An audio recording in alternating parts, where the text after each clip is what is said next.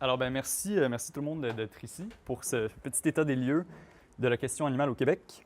Alors, avant de commencer, il faut que j'amène une petite précision parce que sur le site et sur la programmation, il est écrit que la présentation allait se faire avec Axel.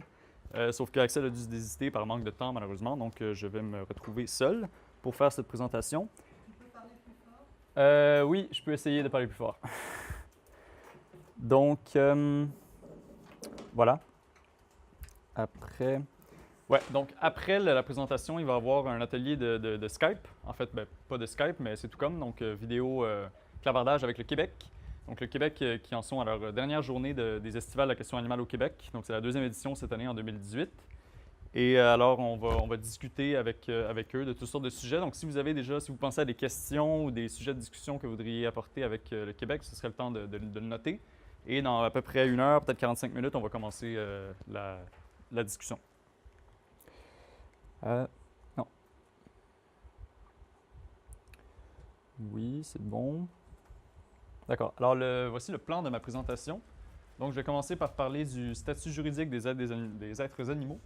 Ensuite, un portrait de l'exploitation animale au Québec. Après ça, un portrait du mouvement animaliste au Québec. Et pour finir, une perspective d'avenir pour les animaux. Euh, hum, hum, hum, hum. Ouais, donc comment on est venu cette idée de faire un état des lieux de la question animale? Ben, c'est l'an dernier, à la première édition des Estivales de la question animale, on avait pensé faire cet état des lieux-là pour essayer de prendre un peu de recul et essayer de voir un peu où en sommes-nous avec le mouvement et avec l'industrie et tout ça. Et donc, c'est Frédéric Côté-Boudreau qui avait préparé cette présentation initialement, il y a 1 an. Donc, moi, dans le fond, je reprends, si on veut, la présentation et pour vous l'offrir ici en France. Alors,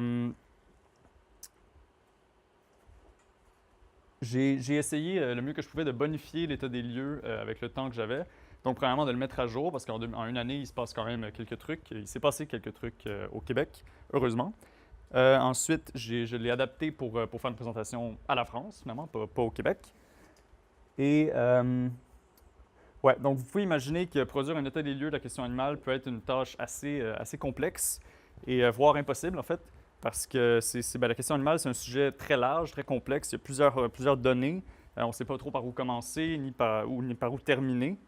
Et donc, c'est ça. Est-ce qu'on se penche plus sur l'industrie, plus sur le mouvement, plus sur l'aspect juridique, l'aspect économique, tout ça. Donc, c'est un très large sujet. Donc, ce que je me propose de vous présenter aujourd'hui, en fait, c'est pas tant un état des lieux complet, c'est plus un projet. Le projet de l'état des lieux de la question animale au Québec, qui est toujours en cours de peaufinement. Et voilà. Donc, on passe à la prochaine chose. Donc, ouais, ce que sera la présentation. Alors, c'est ça, c'est plus la présentation du projet de l'état des lieux que l'état des lieux lui-même. C'est un work in progress, si on veut, parce que d'année en année, la question animale change, l'état des lieux change, on retrouve des pans de l'histoire qu'on n'avait pas avant, etc. C'est aussi une tentative d'analyse du système d'exploitation, donc c'est essayer de décortiquer vraiment le plus possible au niveau de l'industrie, les lobbies, tout ça. Et ensuite, une tentative de lister toutes les initiatives qui ont lieu pour venir en aide aux animaux. Donc les organisations, les événements, les implications politiques, juridiques, etc.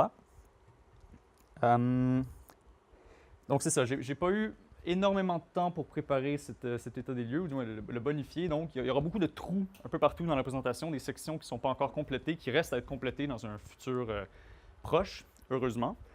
Et voilà. Et oui, donc j'ai pas eu le temps de pratiquer vraiment la présentation orale non plus, donc ça se peut des fois que je cherche mes mots un petit peu, que je sois plus en mode lecture de diapositives. Donc s'il y a des longueurs ou quoi que ce soit, dites-le moi, et si vous ennuyez, quoi que ce soit, je pourrais raconter une blague ou quelque chose du genre pour essayer d'alléger le tout. Oui, et ce que ne sera pas la présentation, donc un état des lieux complet, comme je l'ai dit. Ensuite, un état des lieux de la question animale au Canada et en Amérique du Nord, bien que des fois, il y a quelques sujets qui vont se croiser un petit peu, surtout au niveau des statistiques économiques. On a beaucoup d'informations au fédéral, autant qu'au provincial. Mais je ne vais pas parler de tout le Canada en entier, ni de l'Amérique du Nord en entier, ce qui serait une tâche beaucoup plus longue et fastidieuse. Ensuite, ce ne sera pas une appréciation critique de l'état des lieux non plus. Je vais essayer de rester le plus objectif possible en tout temps. Et voilà. C'est bon, c'est bon. Alors, avant de rentrer dans le vif du sujet, pourquoi faire un état des lieux?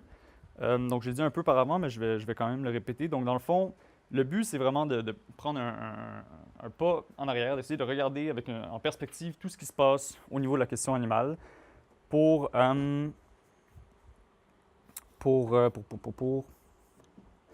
c'est ça, pour que le mouvement se connaisse mieux lui-même, savoir ce qu'on peut faire aujourd'hui avec les moyens qu'on a et voir aussi notre potentiel, finalement. Donc, c'est avant tout un projet historique, c'est pour voir d'où on vient, tout ça. Et, ouais.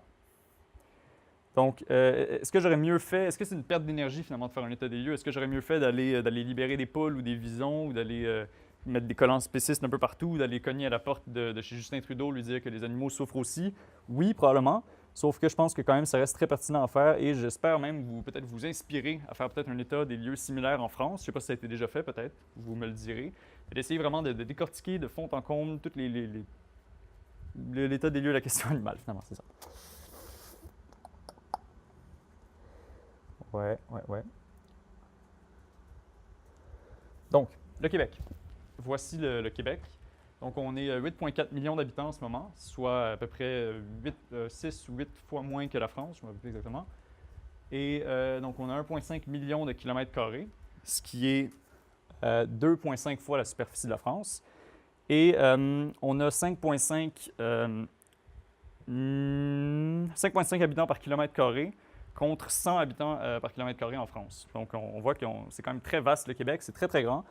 Mais c'est évidemment encore moins grand que tout le reste du Canada et que tout le reste des États-Unis qui l'entourent. Donc, on est quand même vraiment. On est assez petit, le Québec, si on veut, relativement parlant. Par contre, si on vient au Québec, si on essaie d'essayer de situer géographiquement le mouvement animaliste québécois, il se passe très majoritairement à Montréal, ici, dans cette petite section. Parce que, c'est ça, Montréal, en fait, l'aire urbaine de Montréal est 4 millions de personnes, donc c'est carrément la moitié de toute la population du Québec. Et il y a quelques autres choses aussi qui se passent dans la ville de Québec, dans la ville de Sherbrooke et dans quelques autres villes, mais vraiment le centre, je dirais, du mouvement se passe à Montréal.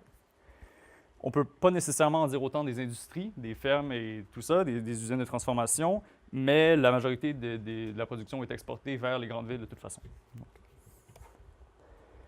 voilà, alors on peut embarquer tout de suite dans la première partie de ma présentation, donc le statut juridique des êtres animaux. Alors, je vais commencer par lister une petite histoire et l'évolution du statut juridique des animaux au Québec et au Canada. Ensuite, je vais parler de la relativement nouvelle loi sur la santé et le bien-être de l'animal, donc loi BESA, suivie de la condition juridique et militantisme, plus ou moins. Ça, c'est un des premiers trous dans la présentation. Et une parenthèse sur les rodéos, calèches et pitbull qu'il y a eu à Montréal. Donc, les origines de nos lois, évidemment, viennent en fait, non, avant ça, oui, j'ai oublié, merde. Je voulais vous poser la question, en fait. Je voulais essayer de tâter le terrain un petit peu, voir, vous, quand je dis question animale au Québec ou mouvement antispéciste animaliste québécois, qu'est-ce qui vous vient à l'esprit? Est-ce qu'il y a des choses, des noms d'organisations, des noms d'événements, des trucs qui vous viennent à l'esprit comme ça? Puis Axel, vous deux, vous avez moyennement le droit de répondre parce que ouais, vous avez resté quand même longtemps au Québec, mais les autres, je veux juste voir un petit peu qu'est-ce qui vous vient à l'esprit. Des figures importantes, Valérie Giroux. Valérie Giroux, c'est bon. Lise Desaulniers. Châtel au mois de novembre. OK. Ah bon, des noms de personnes importantes, oui. Génial. Il y aurait Martin Gibert aussi, qu'on pourrait passer. En fait, des Français, mais il est resté au Québec très longtemps. Ouais, d'autres choses? Des organisations, des événements? Il y a un vétérinaire aussi qui se bat contre les rodéos. Ouais. Jean-Jacques Conaboun. Ouais, on l'aime beaucoup, Jean-Jacques. De la marche pour la fin du spécisme ou de la marche pour la fermeture des abattoirs. Marche pour la fermeture des abattoirs et la Journée mondiale du spécisme, on a les deux en ce moment, ouais. Ouais. Mais la fin de la pêche aussi, ouais, exactement. Ah bon, ça fait. Oui? Il y avait Jean-Baptiste Janssen-Wimmer qui a importé la question de l'équité animale en France et qui Je connais pas. Merde. Génial. Oui, bon ben, merci. Merci de cet ajout. Voilà. Oui. Donc, oui, j'ai oublié aussi de parler un peu de moi. Donc, moi, je viens de Montréal, de cette grosse ville ville qu'on voit là. Donc, du coup, je vais me présenter un petit peu très rapidement. Donc, j'ai 22 ans, je viens d'ici, à peu près quelque part ici. Et présentement, je suis étudiant en musique, donc rien à voir trop avec l'éthique animale ou la politique ou quoi que ce soit. Mais donc, j'étudie la composition instrumentale à l'Université de Montréal. Et j'ai commencé à m'intéresser à la question animale il y a quelques années, après avoir vu toutes sortes d'images d'abattoirs et tout ça. J'ai changé mon mode de vie, mes habitudes alimentaires, et puis j'ai commencé à m'impliquer dans certaines associations. J'ai co-créé une association au Cégep de Saint-Laurent, Comité de libération animale du Cégep Saint-Laurent. Et presque en même temps, j'ai co-organisé la première édition de la Journée nationale des droits des animaux à Montréal. Donc ça, je ne sais pas si vous voyez, c'est quoi? C'est un événement qui a lieu dans plusieurs villes, qui a commencé aux États-Unis. C'est où est-ce que les gens tiennent les animaux morts. Il y a eu, à Paris, c'était la deuxième année qu'ils le faisaient cette année. C'était un gros événement à Paris, je pense. Donc, ils tiennent les animaux morts. Il y a une cérémonie suivie d'une célébration. Donc, j'avais organisé ça à Montréal. Et aussi, j'ai aidé Frédéric Côté-Boudreau à organiser les festivals de la question animale l'an passé, bien que c'était son projet, c'est lui qui a fait la grande majorité du travail. Sinon aussi, à l'Université de Montréal, on a créé récemment la Société pour l'antispécisme, le véganisme et l'écologie. Donc, ça se veut une association qui livre le plus d'informations possible à travers des conférences, des débats, des ateliers, des discussions, tout ça, sur le sujet de l'antispécisme et les implications au niveau environnemental et tout ça. Donc, voilà. Oui. Alors, si on revient au statut juridique des animaux. Alors, l'origine de nos lois vient évidemment de la France, parce qu'on vient de la France. Alors, le Code Napoléon en 1807, qui vient un peu changer le droit civil, qui comprend 3 livres. Ça, je pense que je ne vous apprends rien, vous avez sûrement déjà vu tout ça. Mais donc, dans le fond, dans le deuxième livre, des biens et de la propriété, c'est là que les animaux se situent. Donc, ce n'est pas des personnes, ce n'est pas c'est pas des êtres sensibles encore, c'est vraiment juste la propriété. Le propriétaire de l'animal a le droit de faire pratiquement ce qu'il veut avec son animal, comme il pourrait le faire avec la table ou un téléphone, ou pas un téléphone, mais ouais, un truc là. Voilà. Ensuite, en 1850, il y a la loi Grammont qui est en réaction au sort des chevaux dans les champs de bataille. Donc, une loi qui vient un petit peu changer un petit peu le statut de l'animal, ou du moins de certains animaux. Donc, on peut voir, seront punis d'une amende de 5 à 15 francs et pourront l'être d'1 à 5 jours de prison ceux qui auront exercé publiquement et abusivement des mauvais traitements envers les animaux domestiques. Donc, c'est bien. Merci. Merci pour ça. Ensuite, presque 100 ans plus tard, il y a la loi Michelet qui arrive. Donc, sous le général de Gaulle, Edmond Michelet, il change un peu la loi Grammont pour élargir le concept de la répression des mauvais traitements à la sphère privée. Donc, on peut punir quelqu'un qui attaquerait des éléments de la sphère privée, notamment les animaux. Donc, on peut maintenant poursuivre quelqu'un qui s'attaquerait aux animaux. Et donc, il est considéré comme le premier texte fondateur pour la protection animale, donc qui protège les animaux pour eux-mêmes et non pour... il ne protège pas les intérêts, mettons, économiques qu'on pourrait avoir des animaux, etc.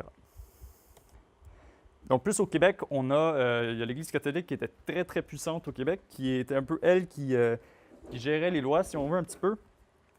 Et c'est ça, elle se voit accorder le statut d'organisatrice principale de la société québécoise. Donc, on peut lire dans la Genèse 1, 20 à 28, « Croissez et multipliez-vous, remplissez la terre et vous l'assujettissez et dominez sur les poissons de la mer, les oiseaux du ciel et tous les animaux qui se meuvent sur la terre. » Ça promet. Ensuite, on a vu émerger l'agriculturisme au Québec. Donc, l'agriculturisme est une idéologie chrétienne, évidemment, qui consiste en une forme de constitution stable de diverses formes de domination. Donc, tant par un dogme que la religion catholique que par sa classification juridique de l'animal comme simple bien, encore une fois. Ensuite, en 1866, le Code civil du Bas-Canada, donc, c'est vraiment là qu'on officialise que les animaux sont des biens meubles. Et le propriétaire exerce un pouvoir presque absolu sur les animaux. Au 20e siècle, avec l'économie de la Première Guerre, les agriculteurs assureraient l'approvisionnement de la nourriture pour la population. Donc, un boom industriel, un exode rural, et l'agriculture de type paysanne, donc, est devenue peu soutenable.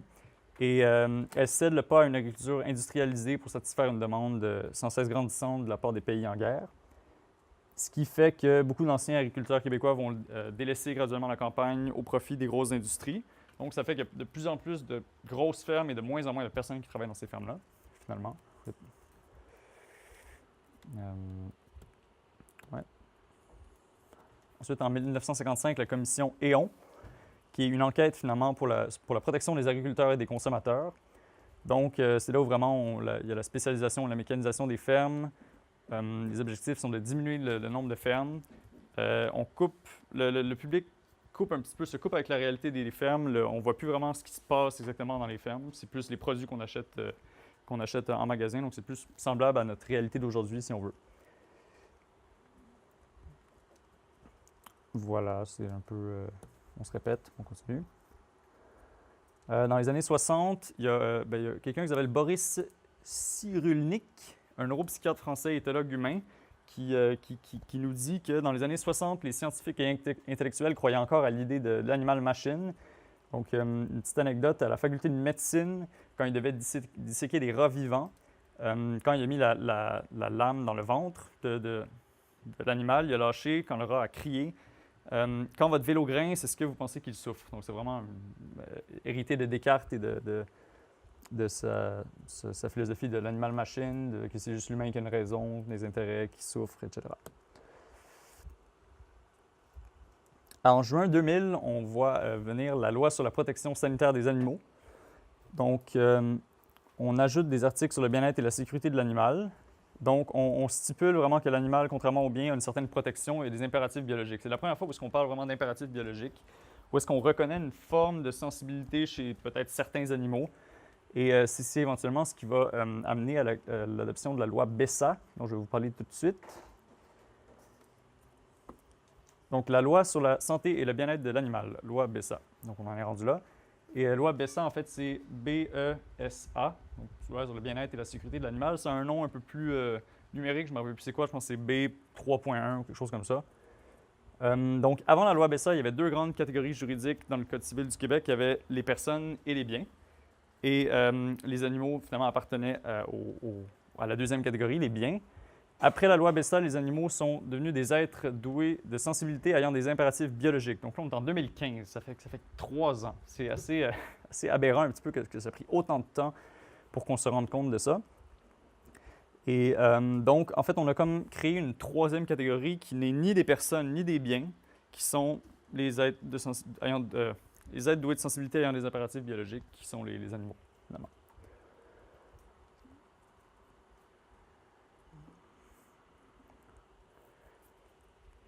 Donc, la loi BESA reconnaît le droit à la sécurité des animaux.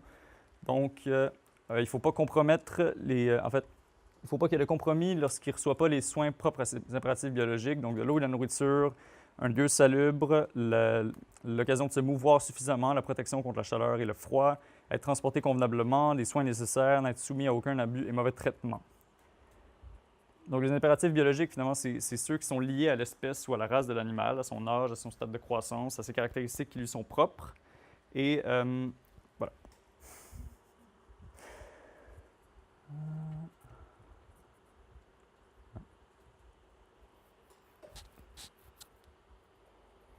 Donc, la loi BESA s'applique à tous les animaux, en théorie, sauf les animaux de la faune qui sont protégés par le code criminel. Donc, c'est pas cette loi-là exactement.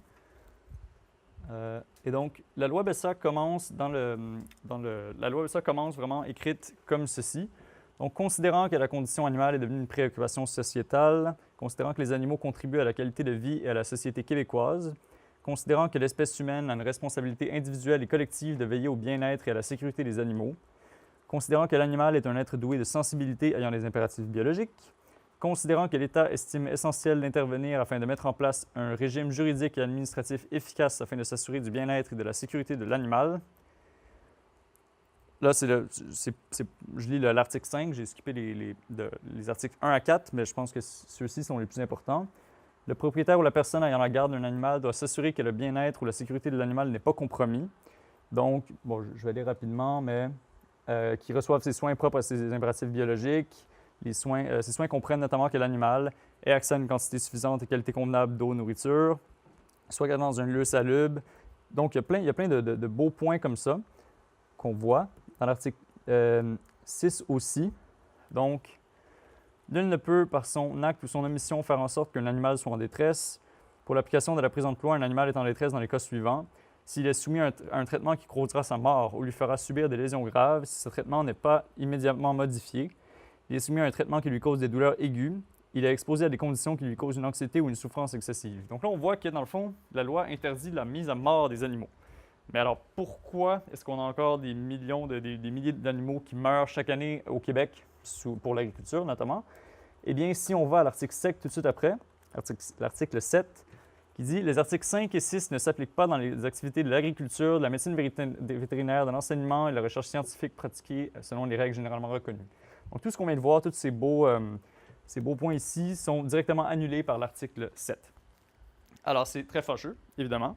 Et on voit que dans le fond, cette loi-là s'applique beaucoup plus, presque entièrement finalement, à les animaux domestiques, les chats et les chiens, les animaux qu'on a dans nos maisons, si on veut. Et voilà. Mais néanmoins, Martine Lachance, professeure au département des sciences juridiques et directrice du groupe de recherche international en droit animal, le GRIDA, pense qu'il s'agit d'une avancée significative. Par ce geste, le Québec se met au diapason de la France et d'une dizaine d'autres États européens qui ont déjà reconnu dans leur constitution ou dans leur code civil que les animaux sont des êtres sensibles.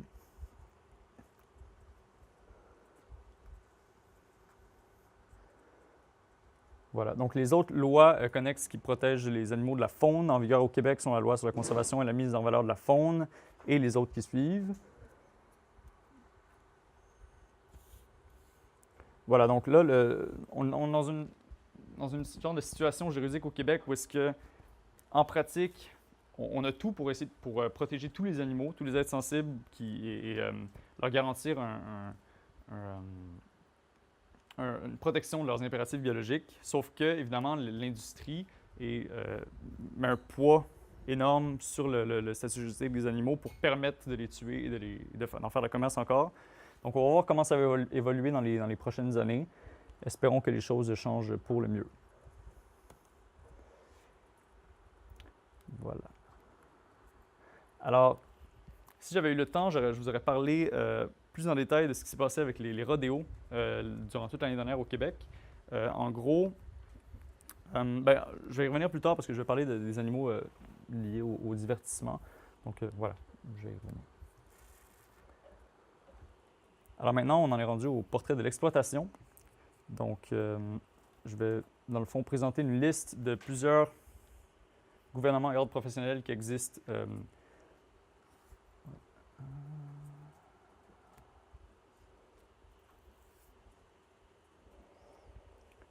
Donc, on a le Code criminel canadien, le Code civil québécois et les lois municipales qui régissent, si on veut, les droits des animaux. Et la MAPAC. Donc, la MAPAC, qu'est-ce que c'est? C'est le ministère du gouvernement du Québec ayant la responsabilité du développement du secteur bioalimentaire, production agricole, aquaculture, capture, transformation et distribution, commerce de détail. Donc, la MAPAC exerce une surveillance aux fins de l'amélioration de la santé et du bien-être des animaux et intervient lorsqu'ils sont menacés. Les inspections sont effectuées conformément à la réglementation en vigueur. Donc, la réglementation, en gros, touche beaucoup à la loi BESA qu'on a vue. Je ne sais pas si je peux aller la voir et sortir du PowerPoint. Non, tant pis. Alors, oui, un fait intéressant. Le MAPAC organise régulièrement des expositions agricoles du Québec qui incluent des concours d'animaux, des kiosques de produits agroalimentaires, des rencontres avec des exposants agricoles, etc. Donc, dans les ordres professionnels aussi, on a le ministère du Développement durable, de l'Environnement et de la lutte contre les changements climatiques, ministère des Forêts, Faune et Parcs, ministère de l'Éducation et de l'Enseignement supérieur. Pour les ordres des vétérinaires du Québec, on a l'ordre de l'élevage, de la zootechnie, le divertissement et les animaux de compagnie. Ordre des nutritionnistes également. Donc, point de vue plus économique un petit peu. Au Canada, l'agriculture et l'alimentation emploient 2,3 millions de personnes. Donc ça exclut le transport et l'entreposage. C'est vraiment juste pour l'élevage et la transformation et tout ça. Soit 12% de l'emploi total. Donc c'est quand même une portion vraiment considérable des emplois. Dont 297 000 en agriculture et pêcherie, 266 000 en fabrication d'aliments, dont 61 000 en produits de viande, 126 000 chez les grossistes, 516 000 chez les détaillants et 1,1 1 million en restauration. Donc, c'est presque la moitié qui sont en restauration, qu'on peut déjà un peu enlever de ça, dans environ 150 000 entreprises. Donc, ça représente 116,5 milliards de dollars de production annuelle, donc 6,3 % de l'économie canadienne au grand complet. Mais c'est la même chose.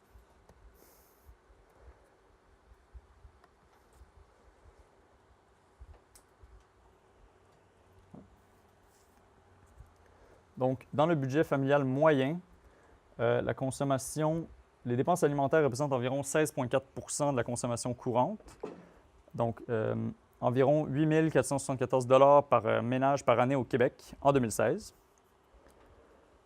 Et la part des aliments achetés dans les magasins, on peut voir que 15 % sont des produits laitiers et des œufs, 18 % sont de la viande, 3,5 % des poissons et des fruits de mer, et le reste serait des végétaux. Donc, on peut en déduire qu'il y aurait à peu près quasiment 40 % ou 37,2 % des aliments sont d'origine animale qui sont achetés donc, en magasin. Environ 2 300 $ par ménage par année. La production de viande, si on regarde un petit graphique de 1966 à 2016, en milliers de tonnes, elle a augmenté, évidemment, au fur et à mesure que la population a augmenté aussi. Donc, la recette des produits agricoles produits animaux était de 23 milliards de dollars au Canada en 2016, 5,2 milliards au Québec, et ça représente 39 % des recettes agricoles totales et 59 % des recettes agricoles totales au Québec. Donc, on voit que par rapport au Canada, le Québec est quasiment le double. La portion des recettes agricoles qui proviennent des animaux, c'est presque le double de le reste du Canada. Notamment, je pense, à cause de l'industrie du lait qu'on a au Québec, qui est assez puissante. On va le voir un peu tout à l'heure aussi. Donc, ici, on peut voir les recettes agricoles des produits animaux au Canada et au Québec en millions de dollars. Donc, les bovins, ça représente 370 millions de dollars au Québec, soit 7,2 % de... Je pense que ça, c'est la production de la production totale agricole, je pense. Et si on va voir le lait, on produit 2200 millions de dollars de lait, donc 43 % de toute notre production agricole. C'est quand même vraiment énorme quand on voit ça.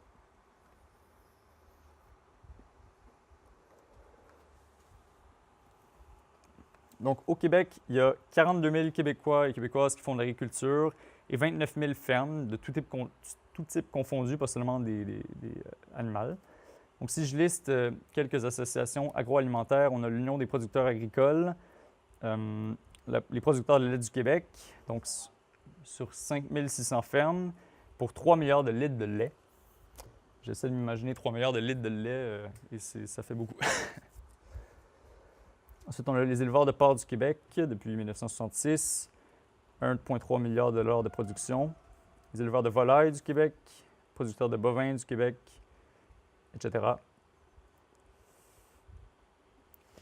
Ensuite, on a aussi la Fédération des producteurs d'œufs du Québec, donc 1,4 milliard d'œufs depuis 1964, producteurs d'œufs d'incubation, les éleveurs d'ovins, Syndicat des producteurs de chèvres du Québec, Syndicat des producteurs de lapins du Québec, Fédération des éleveurs de grand gibier du Québec et Fédération des apiculteurs du Québec. Donc, toute cette production-là, évidemment, engendre beaucoup de revenus pour le gouvernement lui-même. Donc, ici, on dit qu'il revient 4,6 milliards de dollars en revenus au gouvernement. Donc, si on soustrait de ça les revenus, l'appui gouvernemental dont l'industrie bénéficie, on arrive à une contribution nette de 3,6 milliards de dollars. Le gouvernement du Québec en prend 2,6 milliards et le gouvernement fédéral en prend 1,6 milliard. Donc, c'est quand même un revenu considérable. Ensuite, j'aimerais vous parler un petit peu du guide alimentaire canadien, notre fameux guide alimentaire canadien. Je ne sais pas si vous avez un guide alimentaire en France. J'imagine que oui. Ouais. Voilà. Bon, ce serait intéressant de les comparer les deux. Je n'ai pas fait cette activité-là. Mais voilà. Donc, il a été créé en 1942 sous un autre nom. Il s'appelait Règles alimentaires officielles. Puis, il a changé de nom pour devenir Guide alimentaire canadien en 1961. Puis, Guide alimentaire canadien pour manger sainement en 1992.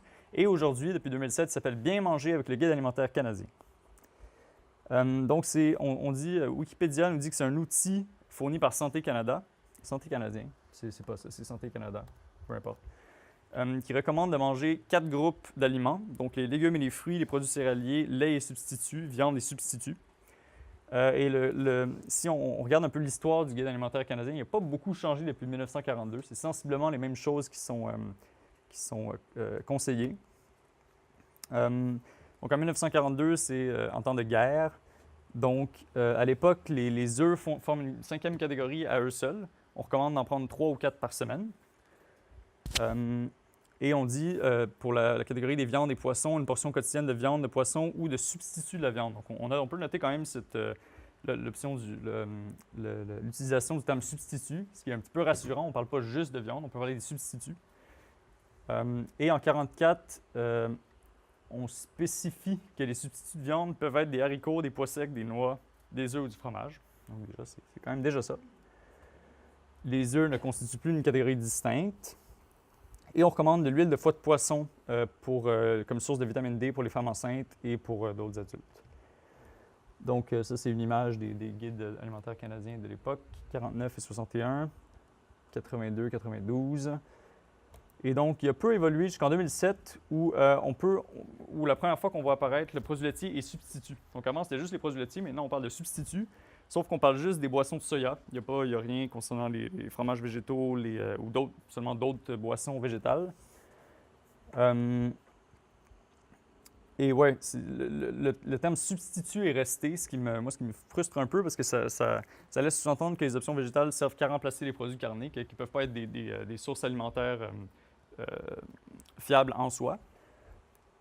Et le Guide alimentaire canadien aussi sépare la nourriture dans des catégories un peu artificielles. On ne parle pas de protéines, on ne parle jamais de protéines, de gras ou de lipides et de sucre. On parle vraiment en termes de catégories d'aliments qui sont un petit peu arbitraires. Si on veut, la viande, c'est ça, c'était les viandes, les substituts, produits laitiers et substituts, fruits et légumes et produits céréaliers.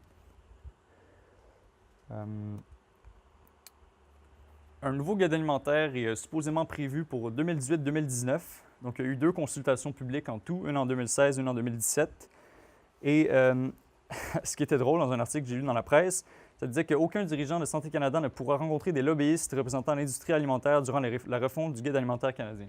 Ce qui laisse sous-entendre que depuis 1941, en fait, il y avait réellement des lobbies qui peut-être finançaient Santé Canada pour essayer de modeler un petit peu le Guide alimentaire canadien à leur fin. FIN. Donc, il disait qu'en 2018, il allait fournir la partie 1 du nouveau rapport stratégique sur les directives alimentaires destinées aux professionnels de la santé, une première dans le Guide alimentaire canadien, et des messages clés et des ressources complémentaires pour les Canadiens. En 2019, fournir la partie 2 de ce nouveau rapport stratégique et des ressources supplémentaires pour les Canadiens. Donc, j'ai bien hâte de voir ce qui va se passer avec ça. Ensuite, oui, si j'avais eu plus de temps, j'aurais listé les fermes industrielles, les abattoirs et les usines de transformation qu'on retrouve au Québec. Donc, ce sera un projet à faire éventuellement. Même chose pour les lobbies, je sais qu'on a le lobby du lait qui est très puissant, mais on retrouve assez difficilement des informations par rapport à ça sur le net. Donc, ce sera à faire éventuellement. Donc, prochaine section, les animaux de compagnie. Donc, évidemment, au Québec, on a plein d'animaleries, des chenilles, des bergers blancs et autres fourrières, des maisons de dressage. Anima Québec, qui est une association d'éleveurs. À propos de l'expérimentation animale, il y a beaucoup de recherches qui se font dans les universités. Le Conseil canadien de la protection des animaux existe depuis 1968. Il y a aussi beaucoup d'expérimentation animale pour les industries pharmaceutiques. J'avais trouvé ce graphique ici qui montre le nombre d'animaux utilisés par la science par type d'animaux en 2012. Donc, les souris, on était à 1,2 million de souris utilisées. Les poissons, 800 000. Les rats, 200 000. Donc, généralement, plus c'est des gros animaux, moins on en utilise. Donc, pour un total de presque 3 millions d'animaux utilisés pour l'expérimentation animale, donc ce qui est quand même pas rien. Ensuite, pour les loisirs, on a plusieurs zoos au Québec, le Biodôme de Montréal, l'Insectarium de Montréal, le zoo de Granby, et toutes les autres qui sont ici. Même chose pour les aquariums et les rodéos. Les rodéos, on en a 30 au Québec. Ça, c'est probablement notre héritage américain, si on veut, qui a fait qu'on a beaucoup de rodéos au Québec. Il y en a 30 en tout, dont 400 cow-boys, dont le Festival de Saint-Hyacinthe, le Festival Western de Saint-Tite et beaucoup d'autres. Et donc, c'est ça. Ça a beaucoup brassé lors des dernières années au niveau du rodéo au Québec. Peut-être que vous en avez entendu même ici, en France. Je ne sais pas s'il y a des gens qui en ont entendu. Non, peut-être pas. Parce qu'en août 2017, dans l'occasion du 375e anniversaire de la ville de Montréal, il y a eu le Nomad Fest qui est venu à Montréal. Et dans le fond, il y a le professeur Alain Roy, qui est professeur de droit à l'Université de Montréal, qui s'est réuni avec ses étudiants pour faire une demande d'injonction afin d'interdire les rodéos à Montréal et ailleurs au Québec. Donc, après plusieurs démarches juridiques, ils ont pris une entente avec la Cour suprême.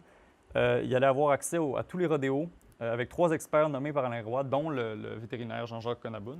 Je sais qui en parlait.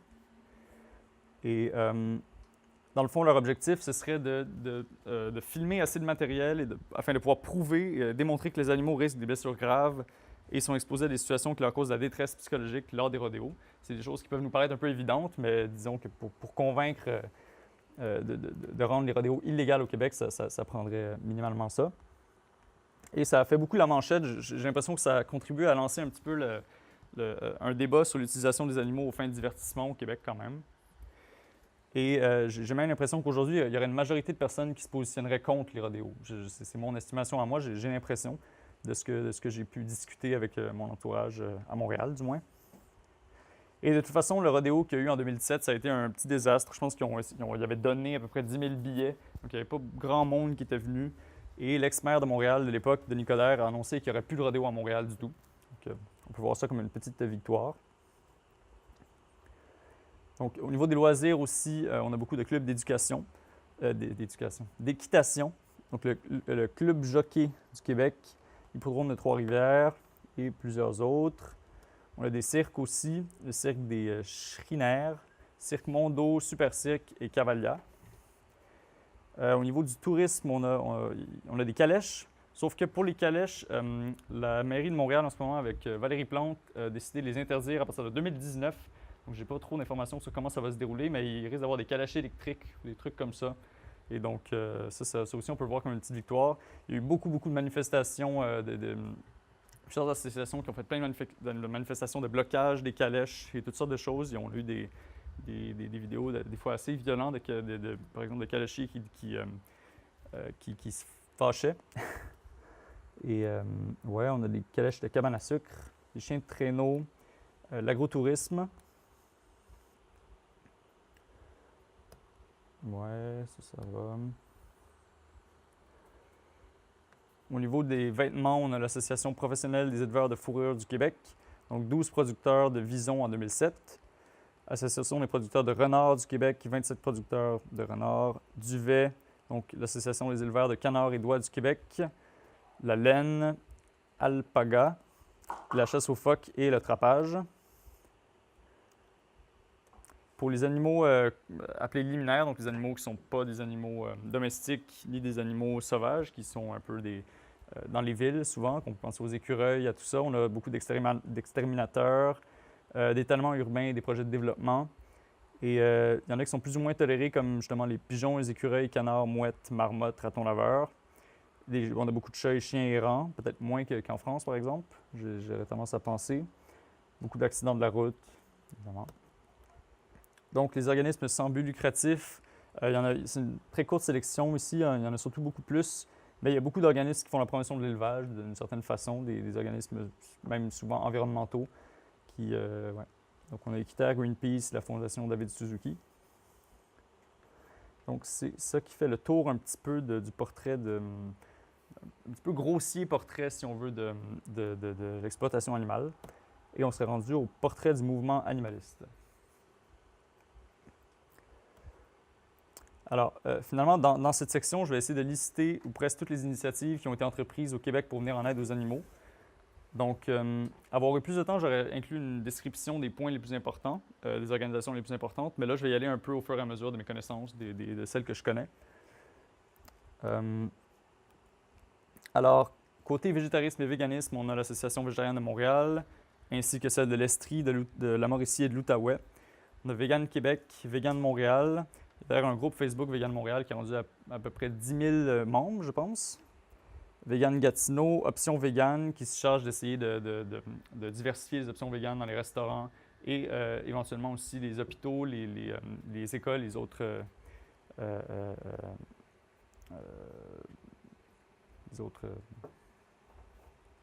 établissements publics. Voilà. On a le lundi sans viande aussi, le défi vegan 21 jours, qui a été instauré, je pense, par Elise Desaulniers, qui a fait un livre aussi du même nom. Réseau d'agriculture véganique, Montréal Vegan Rejects. Au niveau des organismes de protection et défense des animaux, il y a la SPCA qui existe depuis 1869 quand même. La SPA Canada, que je n'ai pas arrivé à trouver depuis quand elle existait. SPA de l'Estrie, Animal Alliance of Canada, Humane Society International, Animal Justice, Réseau d'action globale, éteint en 2009. Fédération des sociétés canadiennes d'assistance aux animaux, Coalition canadienne pour la protection des animaux de ferme, PIJAC Canada, Pet Industry Joint Advisory Council of Canada, Association des techniciens en santé animale du Québec, Coopérative de solidarité d'entraide à la survie des perroquets, Coalition pour la défense des animaux exotiques en captivité. Donc c'est sûr qu'on a pu lister jusqu'à maintenant, il y en a probablement plus que ça. Et au niveau des groupes militants, ça on en a une bonne couple aussi. Donc, il y a CARA, Québec Animal Rights Association, qui est elle qui organise entre autres la marche pour la fermeture des abattoirs chaque année, ainsi que plusieurs autres manifestations. Association Terrien, qui organise aussi beaucoup de manifestations, surtout devant les abattoirs. Eux, avec Montréal Animal Save, qui est un peu plus bas, ils vont souvent aller à l'abattoir Marvide, qui est un abattoir de poulet près de Montréal, et l'abattoir Olimel, un abattoir de cochons. Mouvement de libération animale aussi, qui organise beaucoup de vigiles. Refus Global Now, qui est un groupe intersectionnel, pro-intersectionnel, donc qui se dit, qui milite contre toute forme d'oppression. Collectivement Libre, Action antispéciste Sherbrooke, donc ça c'est vraiment spécifique à la ville de Sherbrooke. Ma voix pour eux, Voix animale, Réseau Jazz, Jazz qui signifie, je pense, justice animale, sociale et environnementale. Montréal Animal Save. Action citoyenne responsable des animaux de compagnie du Québec, Action pour un service animalier public, Droit animalier Québec. Droit animalier Québec qui est une récente association qui existe depuis 2017 et qui se spécialise dans le droit animal, justement, qui a fait beaucoup de travail pour publiciser la loi BESA. C'est d'ailleurs beaucoup d'informations que j'ai prises pour la première section, la statut juridique, je les ai prises de leur présentation à eux qu'ils avaient faite. Ensuite, Jersey 67, qui est plus ou moins actif, par exemple, ces temps-ci. Regard Animal, qui est très récent aussi, qui fait beaucoup de projections de films. Donc, il organise des projections de films dans les universités, les établissements scolaires et dans les cinémas aussi, dans les petits cinémas. On a l'organisme antispéciste de Montréal, Québec Animaux, comité antispéciste lors de la Nuit debout de l'été 2016. Donc, il y avait un comité antispéciste qui s'était créé, je pense, par Christiane Bailey et d'autres personnes. Évidemment, la Nuit debout, ça n'a pas duré très longtemps, ça a duré juste lors de l'été 2016, donc, mais quand même. Et Éco-Animaux et AISMA qui seraient éteints. Organisation étudiante. On a beaucoup d'organisations étudiantes et j'en fais moi-même partie à Montréal et au Québec, en fait, ce qui est très encourageant. Donc, on a la Société pour l'antispécisme, le véganisme et l'écologie, la SAV, Fonds étudiant pour la défense juridique des animaux, qui est de la faculté de droit, Comité étudiant du bien-être animal, groupe de recherche en éthique environnementale et animale, associé au Centre de recherche en éthique de l'Université de Montréal. Et à l'UQAM, on a l'association VG de l'UQAM, le collectif antispéciste pour la solidarité animale de l'UQAM, groupe de recherche internationale en droit animal, GRIDA. On en a aussi à l'Université de Concordia, Concordia Animal Rights Association, et une autre à McGill, l'Université McGill, the Herbivore Society for Peace and Justice. Université Laval, on en a deux. Dans les cégeps, il y en a beaucoup aussi. Il y a le cégep du Vieux-Montréal, qui est le Comité de libération animale, Cégep de Saint-Laurent, qui est le comité VG antispéciste durable, un comité antispéciste au Cégep de Sherbrooke, et Écomonde du Collège Lionel Groux, qui est très orienté vers l'éthique animale. On a aussi beaucoup d'anciens regroupements. On a pensé que c'était une bonne idée de les noter quand même pour voir qu'est-ce qui s'était passé finalement et qui n'a pas marché. Il y a eu une association Sentience à Trois-Rivières, que je pense que c'était quelqu'un de Lyon même qui était venu pour créer cette association-là, mais quand elle est partie, ça s'est éteint également, malheureusement. Pour les refuges et les sanctuaires, on en a quand même beaucoup aussi.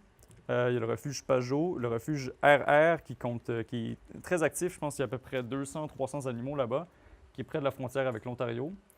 Fauna Foundation, refuge Safa, qui, aux dernières nouvelles, je pense que ça n'allait pas très bien. Il avait été vandalisé, ce refuge-là, malheureusement, par des agriculteurs dans les environs. Je ne sais pas s'il existe encore à l'heure où j'en parle. Le refuge SAF, qui lui, par exemple, il est très actif aussi. Ils ont une couple d'animaux, ils viennent d'exister. Ils ont beaucoup de support de la part d'activistes de Montréal qui vont très souvent organiser des séances de bénévolat là-bas. Barn Buddies Farm et le refuge Teja qui est éteint. Dans les événements VG, on a le Festival Vegan de Montréal, qui est très gros maintenant, qui existe depuis 2014. J'étais surpris même que personne n'en a parlé en ce moment ici. Donc, à chaque année, il invite plusieurs personnes un peu des quatre coins de la planète. Il invite toutes les entreprises, les commerces véganes qui existent à Montréal et dans le reste du Québec. Donc, je sais qu'il y avait Yves Bonnardel qui était allé justement au Festival Vegan il y a 2 ans et Ophélie Véron l'an passé. Et cette année, il va y avoir, je ne sais pas si vous connaissez Earthling Ed, qui est un activiste anglais, qui va venir aussi au Festival Vegan. Il y a le Vegan Pop-Up Shop, qui est un shop extérieur, dans le fond, de produits vegan. Les grandes rencontres VG qui n'ont plus lieu, mais qui avaient lieu de 2007 à 2010. Et évidemment, il y a plein de pique-niques, plein de potlucks qui sont organisés par diverses associations. Dans les événements plus militants, on a la marche pour la fermeture des abattoirs, comme on en a parlé, qui existe depuis 2014. Cette année, je pense qu'on a accroché le 1000 personnes à la marche pour la fermeture des abattoirs, ce qui n'est peut-être pas beaucoup comparé, mettons, aux villes de Paris et d'autres villes en Europe, mais quand même. On a la Journée mondiale pour la fin du spécisme, qui est en août, je pense, et il y a quelque chose d'assez gros, je pense, qui se prépare cette année. Je n'ai pas trop été au courant parce que j'étais en Europe, mais j'ai bien hâte de voir ce qui va se passer. La Journée nationale des droits des animaux, comme je disais, que j'ai co-créée ici à Montréal depuis 2016.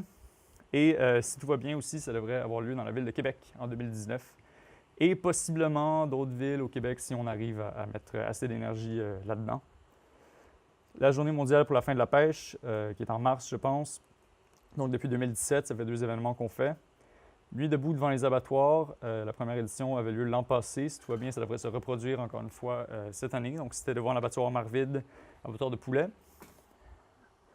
Ensuite, des visionnements publics de documentaires Earthlings. Ça se fait plus à ma connaissance aujourd'hui, mais il fut un temps où on montrait Earthlings en public dans les parcs et les autres endroits publics. La Journée mondiale des animaux qui a eu lieu en 2009, qui ne s'est pas reproduit. Et la marche pour les animaux de ferme en 2005 et 2006 aussi. Sinon, au niveau des vigiles, il y a beaucoup de vigiles à Montréal qui se passent régulièrement. Donc, il y a Résistance animale, les mouvements de libération qui en organisent souvent près de la station Mont-Royal. Il y a, comme j'ai dit, des vigiles près des abattoirs organisés par l'Association Terrien et Montréal Animal Save. Aussi, Mouvement de libération qui en organise beaucoup. Et plusieurs autres dans divers contextes. Les actions directes, ça, cette liste-là n'est pas totalement complète, je pense. Je sais qu'il y a eu des libérations de visons au Québec, dans les fermes qu'il y a plus au nord du Québec. Je ne sais pas exactement quand ni où ça s'est passé, mais je pense même à 2 reprises, il y a eu des libérations, quelque chose de à peu près 3000 visons qui ont été libérés, visons qui sont élevés pour la fourrure. Sinon, il y a eu des perturbations lors du festival du homard et du Ribfest en 2016 avec des corps d'animaux morts qui étaient exposés, une action choc si on veut.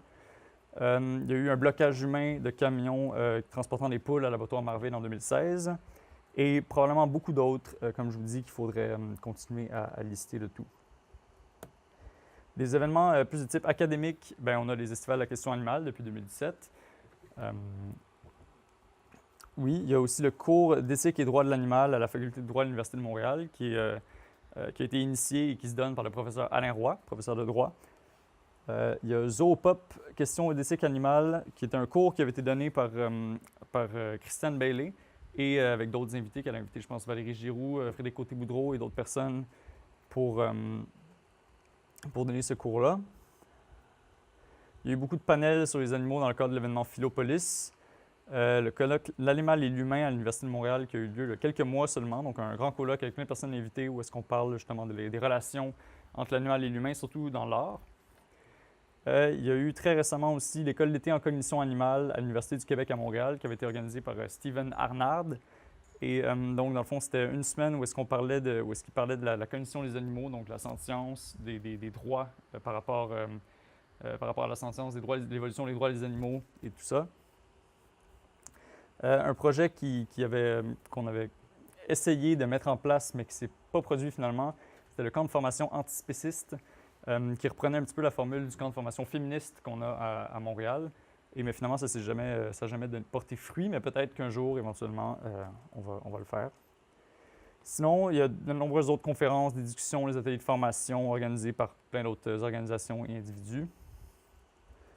Au niveau des livres et des publications, il y a le magazine Vegan, qui existe depuis 2015. En ce moment, ils ont fait 5 éditions au total.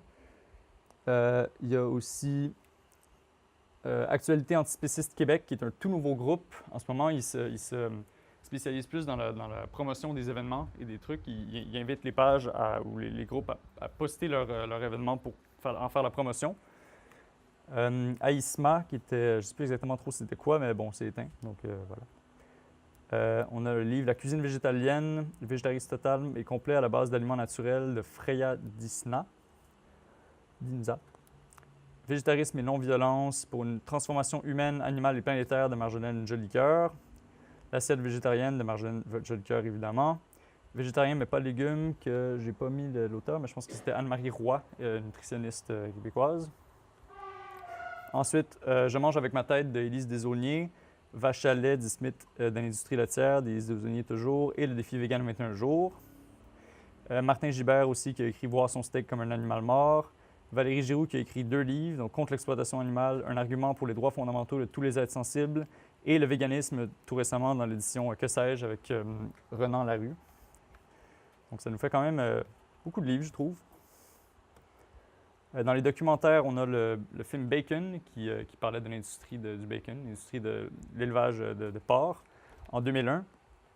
Un repas végé en 2007. Le film Terrien, on a eu la version française récitée par Georges Larac, un joueur de hockey, un ex-joueur de hockey maintenant qui est vegan et activiste. Le bien-être animal, le reportage à la Semaine verte à Radio-Canada en 2011. La face cachée de la viande, un documentaire aussi par Radio-Canada, je pense, en 2013. Éthique animale, une mini-série qui est faite par Carl Saucier-Bouffard sur le spécisme, donc plusieurs petites capsules de vidéos qui parlent du spécisme, qui a eu quand même, je pense que c'est rendu à plusieurs milliers de vues sur YouTube, donc c'est quand même intéressant. Et Le temps des bêtes par, j'ai oublié son nom, c'est... Pardon? Oui, François Grimaud, c'est ça. Un documentaire qui parle finalement de l'élevage intensif et industriel actuel dans nos sociétés, qui a été présenté aussi, je pense, l'an dernier au Festival Vegan de Montréal. Au niveau du financement, la liste n'est vraiment pas complète, mais on a Veg Fund et Well Fed World, qui sont des plateformes qui essaient de financer les événements relatifs à la question animale. Aussi, bon, je ne les ai pas toutes notées parce qu'il y en a vraiment beaucoup, mais on a beaucoup on est assez bon dans le commerce et les restaurants végans. Il y en a beaucoup à Montréal, surtout à Montréal, quelques-uns à Québec aussi. Et donc, il y a des listes complètes sur Happy Cow ou Vegan Montréal ou même le site de Fermont les abattoirs, qu'on peut les retrouver là. Couverture médiatique, ce serait aussi un autre trou de ma présentation. Si on veut quelque chose à élaborer, j'aimerais ça essayer de faire une liste complète de tous les articles, les publications qui ont été faites par rapport à la cause animale au Québec. Donc, séparé peut-être par catégorie, plus alimentaire, animaux pour le divertissement, etc. Au niveau des pétitions, même principe. J'aimerais ça essayer de faire une liste de toutes les pétitions qui ont été élaborées et est-ce que ça a porté fruit ou non. Et les personnalités importantes aussi. Donc, comme vous voyez, c'est ça. Je vous ai présenté plus un projet d'état des lieux, en fait, qui est toujours en cours de développement. Voilà. Donc, on arrive à la dernière section, parce que là, je vois qu'il est 4h15 et on va bientôt devoir faire le Skype avec le Québec.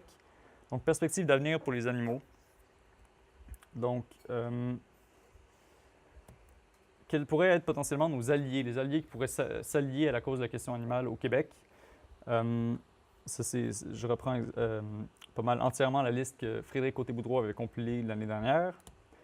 Donc, Québec solitaire, il y a eu un comité de justice animale qui était créé dans ce parti politique-là. À voir peut-être s'il est encore actif, si on peut faire quelque chose avec. Projet Montréal, le Parti vert du Québec.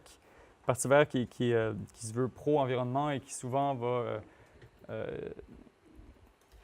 il y a eu quelques petites... généralement, les groupes pour les droits des animaux ne s'entendent pas très bien avec le Parti vert parce que le Parti vert va avoir une vision très environnementaliste, si on veut, des animaux. Il va les classer par espèces et protéger les espèces, pas nécessairement les individus, tout ça. Animal Protection Party of Canada, anciennement Animal Alliance. L'Association des juristes progressistes qui, eux, si je me rappelle bien, avaient créé un document un guide de l'activiste pour la cause animale, donc qui était quand même intéressant. C'était un guide pour que les activistes puissent connaître leurs droits, plus militer plus sécuritairement. Organisation de justice sociale intersectionnelle, groupe de simplicité volontaire. Dans les entreprises, il y aurait la librairie Zone Libre qui a beaucoup de livres sur la question animale, dont pas l'entièreté des livres par des auteurs québécois. Et dans les médias, possiblement C8 TV. Donc, ça serait vraiment à remplir, comme je disais. Organisation spirituelle, religieuse. Donc, on en arrive à la conclusion. Donc, rapidement, donc, que faire à partir de tout cet état des lieux? Comme j'ai dit un petit peu, à quoi ça peut nous servir? Moi, j'ai l'impression que plus on connaît mieux vraiment nos ennemis, si on veut, l'industrie, plus on a de chances de pouvoir la combattre facilement, essayer de la déboulonner petit à petit, essayer de toucher là où il y a le plus de chances finalement de gagner des petites batailles petit à petit. Et j'espère, c'est ça finalement, que ça va nous servir si on arrive à le compléter assez bien. Je ne sais pas exactement ce qu'on pourrait faire avec, peut-être le mettre en ligne pour que les gens puissent voir nulle part toutes les organisations qu'il y a pour les droits des animaux. Si les gens qui veulent s'impliquer pourraient choisir un petit peu leur organisation de cette façon-là. Et voilà, j'espère que ça vous a peut-être inspiré, comme je disais au début, à peut-être lancer votre propre état des lieux de la question animale français. Je ne sais pas si vous avez une idée de si ça s'est déjà fait. Essayez de lister le plus possible. Non, je vois Yves Bonardel qui fait un nom comme ça. Non, bon, alors peut-être que les choses vont changer éventuellement. À voir. Donc voilà, est-ce que vous avez des questions très rapidement par rapport à cette information?